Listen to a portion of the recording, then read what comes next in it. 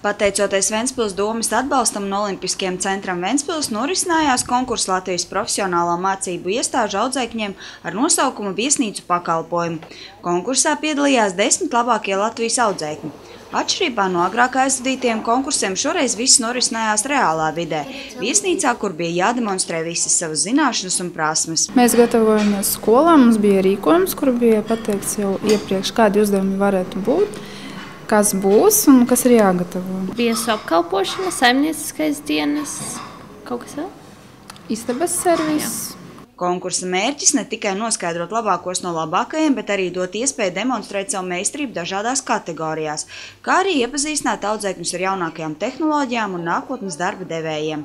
Konkurss kalpoja arī par pieredzes apmaiņas vidi starp profesionālajām mācību iestādēm, kas palīdz pēc tam uzlabot kopējo apkalpošanas jomas līmeni. Kopumā turistu atsauksmes ļoti pozitīvs par Latvijā pieredzēto gan apkalpošanas līmeni, gan viesnīcu komforta līmeni, gan, jo īpaši jāatzīmē arī restorānus bautītajiem ēdieniem un dzērieniem. Tā kā šajā ziņā mēs varam ļoti atzinīgi sevi vērtēt. Vienlaikus, protams, jāatcerās, ka mēs nevaram gulēt uz lauriem.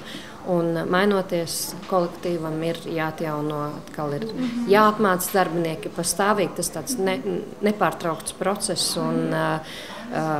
kuru ir jāpilnveido, tātad, lai mēs varam piedāvāt nemainīgas, stabilas kvalitātes pakalpojumus. Konkursā bija vairākas kategorijas. Dalībniekiem bija jāprāda savas prasmes gan galda servēšanā, numuriņu uzkopšanā, kā arī jāprot veikt darba intervijas dažādās valodās.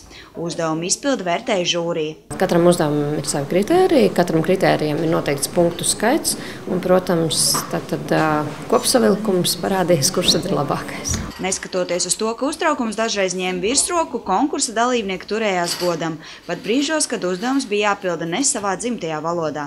Konkursā piedalījās ne tikai labākie audzēkņi no citām Latvijas pilsētām, bet arī Ventspils tehnikuma 3. kursa audzēkņi Dana Rozentāla, kas pārstāvēja tehnikuma kvalifikācijā viesnīcu pakalpojumu speciālists. Gita Martiņsona, Olga Gavare, Andrejs Kulīgins, Kurzemes televīzija.